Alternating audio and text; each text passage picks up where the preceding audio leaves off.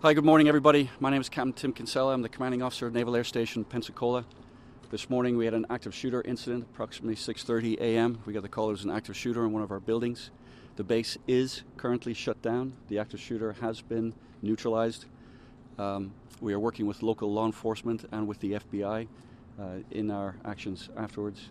As I said, the base is shut down. It will be shut down until further notice, until we can really understand the situation. But the important thing is that it is no longer an active shooter situation. We do have several deceased and several wounded.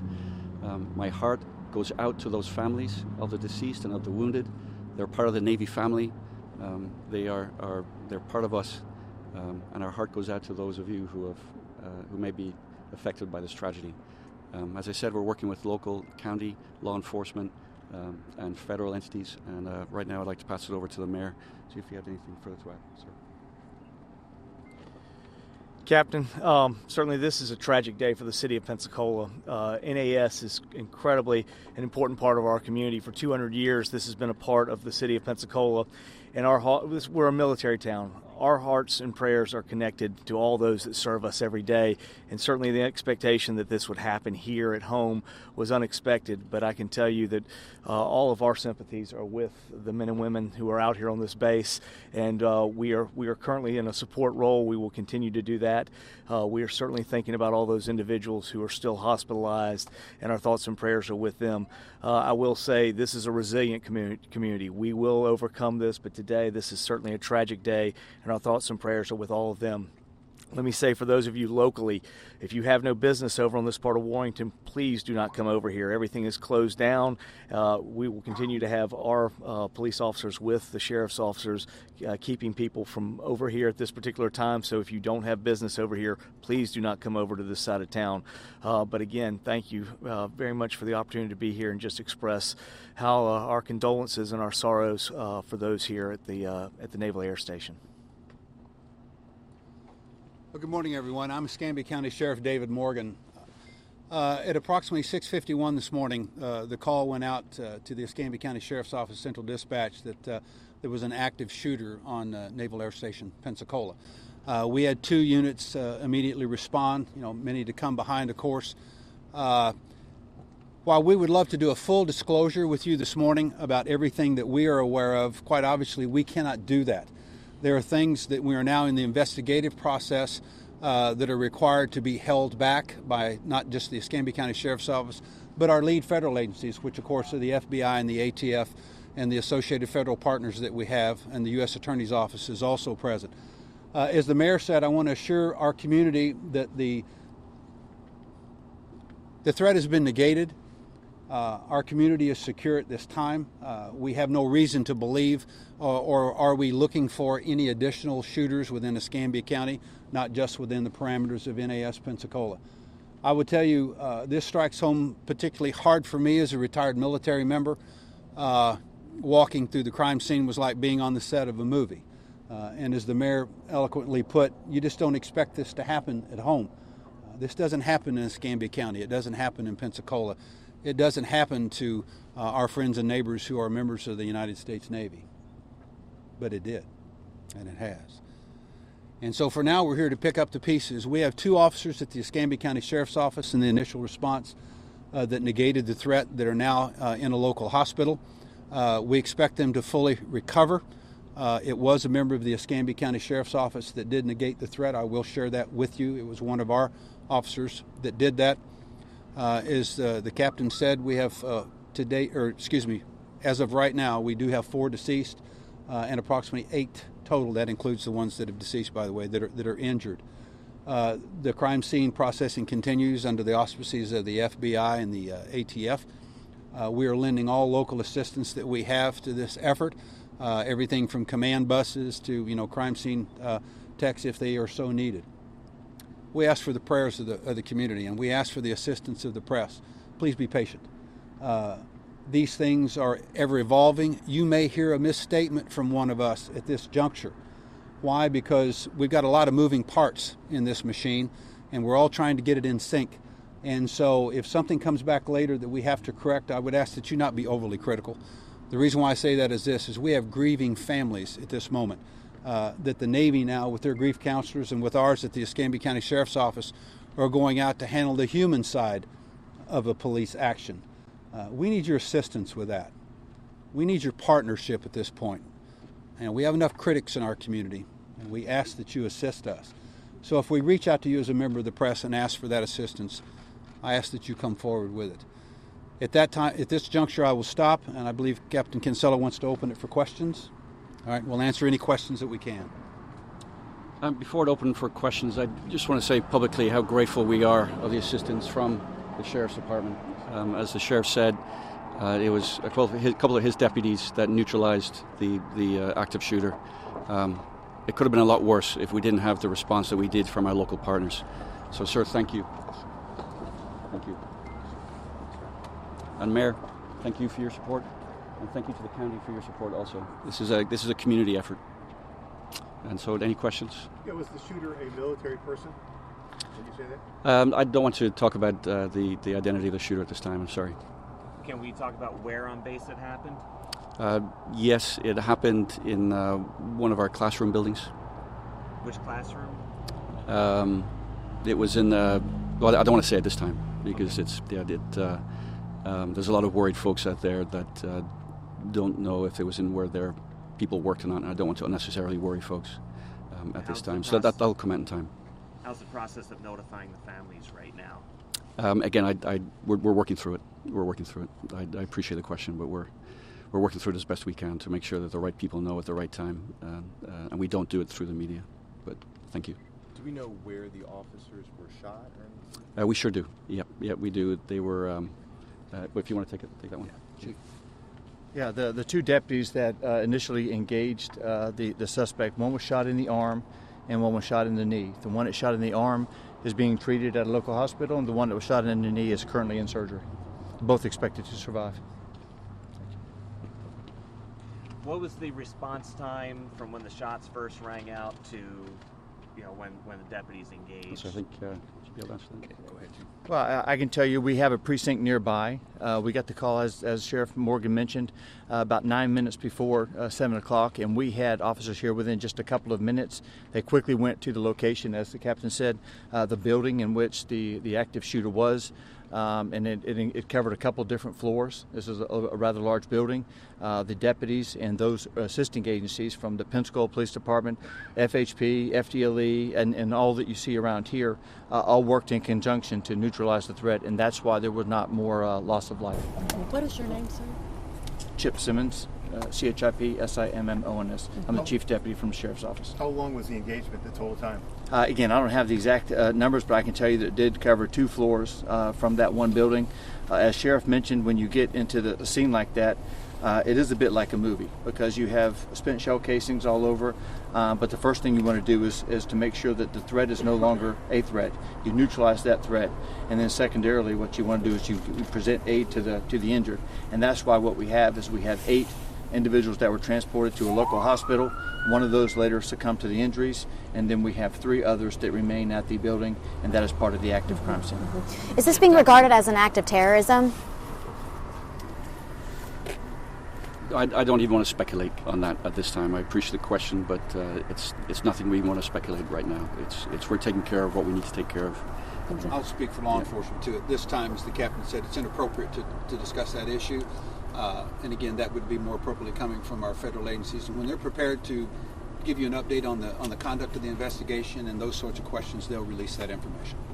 Sheriff, can we get a little clarification on the numbers here? You said there were a total of 8 people affected by this? Yes, that is correct. How many victims are deceased? We have 4 deceased, Chief. Including the shooter? Yes. That's correct. There are 4 people right now deceased. One is the shooter, and there are 8 people currently at Baptist Hospital. One of them have deceased, and then there are 3 remain at the crime scene. So it was a total of 11 people, 4 of which have deceased. One of those 4 is the active shooter. And 2 deputies are included in the wounded? That's correct. Thank you. Yeah. Now, how about NAS Pensacola does security exercises throughout the year? I understand they train for these exact types of situations. Yeah, you bet. We work with our local law enforcement partners to do that. We train on this regularly. Active shooter is something that's very in the front of our minds for our security department when they train. So yes, we do. We train pretty regularly for it. We have an MOA with NAS Pensacola, of course, where we do joint training, and also part of that MOA is that we are a response unit to assist NAS, and of course that's what was put in place this morning. It was our security forces. They were the first responders there, and then the sheriff's department came and backed us up. Can you tell us what kind of weapon this shooter was using? I cannot, no.